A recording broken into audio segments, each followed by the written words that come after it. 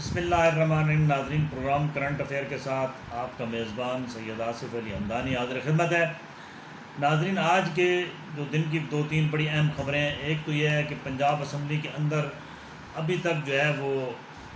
Budget پیش نہیں ہو سکا اور اپوزیشن اور حکومت کے درمیان معاذ آرائی کا سلسلہ جاری ہے۔ بدقسمتی سے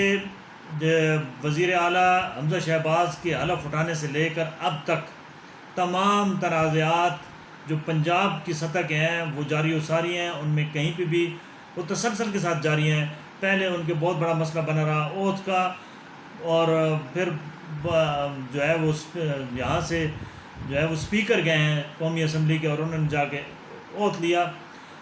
اور اس کے بعد کابینہ کا کام لٹکا رہا، اور پھر گورنر نے انہوں نے کچھ کابینہ کے ارکان سے حلف لیا ہے، اور اب بجٹ کا مسئلہ جو ہے وہ بھی سنگین صورتحال اختیار کر چکا ہے۔ آج بھی شدید قسم کی ہنگامہ آرائی ہوئی،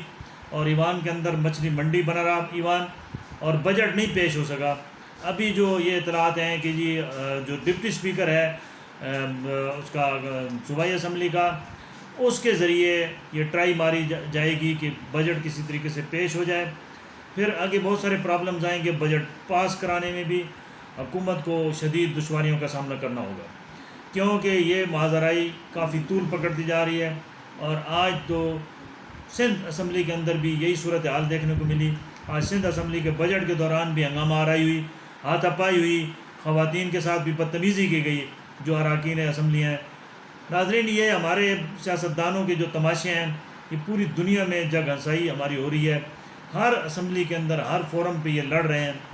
ان کے اندر نہ کوئی خوف خدا ہے، نہ ان کو اس ملک سے کوئی سروکار ہے، نہ اس قوم سے کوئی سروکار ہے۔ یہ ایسے لڑ رہے ہیں جیسے یہ سدا انہوں نے اس اقتدار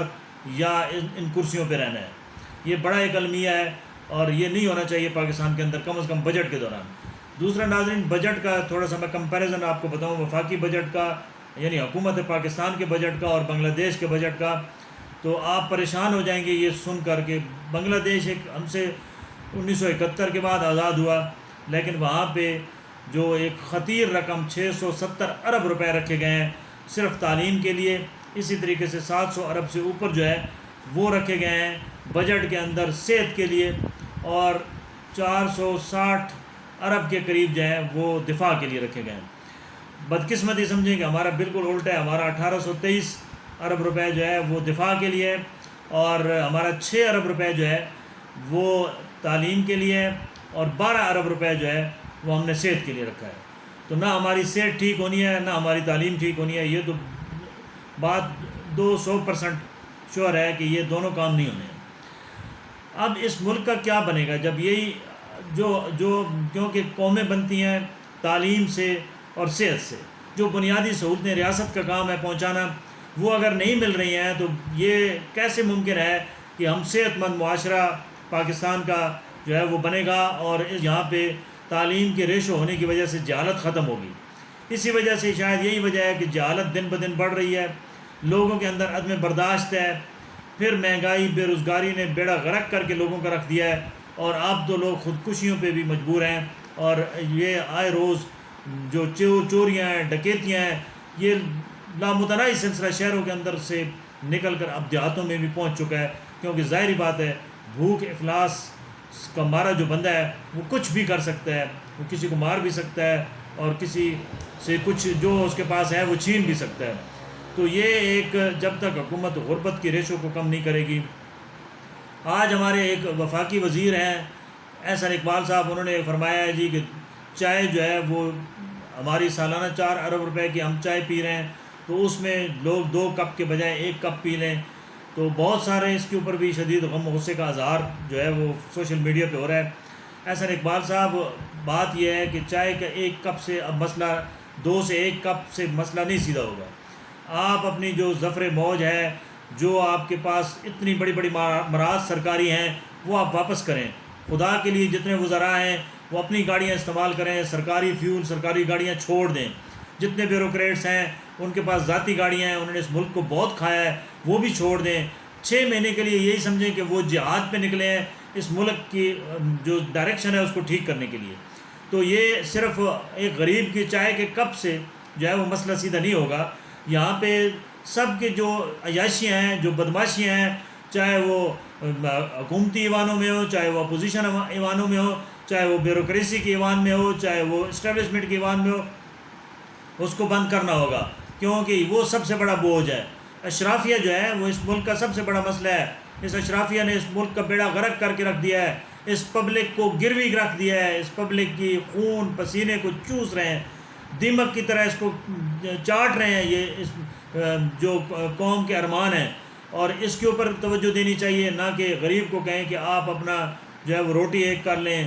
وہ غریب روٹی پہلے بھی مر مر کے وہ روٹی اور چائے کا ایک کپ پی رہا ہے، 2 کپ کون پیتا ہے؟ یہ 2 کپ والی کوئی کہانی نہیں ہے، ایک ایک کپ ہی بمشکل لوگوں کو میسر ہے۔ ایک تو اس پہ نظر ثانی کریں۔ دوسرا، آج واضح طور پہ لندن کے اندر وزیر اعظم، سابق وزیر اعظم نواز شریف صاحب جو صدر ہیں پاکستان مسلم لیگ کے، ان کو ڈاکٹروں نے یہ ہدایت کیا ہے کہ میاں صاحب آپ بالکل سفر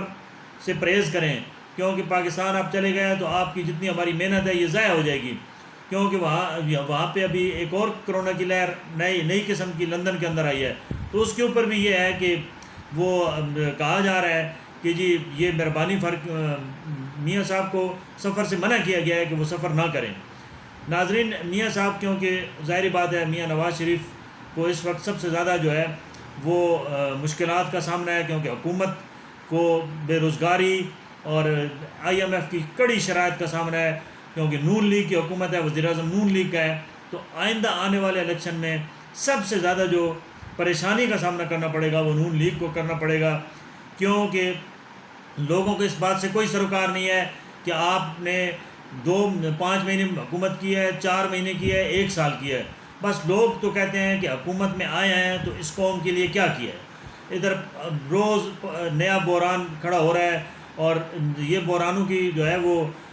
تعداد اب دن بدن بڑھتی جا رہی ہے، کیونکہ ظاہری بات ہے ہم مقروض قوم ہیں، ہم قرضہ لے کر معاملات چلاتے ہیں۔ اب ہم پھر قرضہ لینے کے چکر میں ہیں، جب قرضہ آئے گا تو پھر اس قرضے کو اتارنے کے لیے پھر ہم عوام کی کھال ادھیڑنی پڑے گی، کیونکہ بار بار ہمارے بدقسمتی سے نااہل ترین جو وزیر خزانہ ہے مفتاح اسماعیل، یہ میں کہتا ہوں پاکستان کا نااہل ترین وزیر خزانہ ہے، جو لوگوں کو بجائے تسلی دینے کے یہ لوگوں کو ڈراتا ہے، خوفاتا ہے، یہ کہہ رہا ہے جی کہ ابھی پیٹرول کی قیمتیں اور بڑھیں گی، شاید ہمیں سبسڈی ختم کرنی ہوگی اور یہ 300 کو کراس کر جائے۔ خدا کے لیے مفتاح اسماعیل صاحب، آپ IMF کے اتنے نیچے نہ لیٹیں کہ قوم آپ کو معاف نہ کرے اور آپ کا باہر نکلنا مشکل ہو جائے، کیونکہ اب قوم کو شعور آ چکا ہے، اب یہ قوم کبھی بھی کسی صورت میں بھی جو ہے وہ آپ کو چھوڑنے والی نہیں ہے، یہ ذہن میں رکھ لیں، کیونکہ اس وقت لوگوں کا پارا ایک گرمی نے ہائی کیا ہوا ہے، اوپر سے لوڈ شیڈنگ ہے، اوپر سے جو ہے بے شمار لوگوں کو اس وقت معاشی مسائل کا سامنا ہے، جس کی وجہ سے لوگ تنگ دستی کی وجہ سے سخت تنگ ہیں۔ تو آپ ایسی باتیں نہ کریں، آپ اس قوم کے زخموں کے اوپر مرہم رکھیں، مزید زخمی نہ کریں، کیونکہ یہ آپ کے الفاظ زخمی کر رہے ہیں کہ جی ہم سبسڈی ختم کر دیں گے، غریب کو بوجھ اٹھانا ہوگا۔ غریب کیوں بوجھ اٹھائے؟ آپ اپنے جو آپ کی ٹافیاں بنتی ہیں اس کے اوپر آپ نے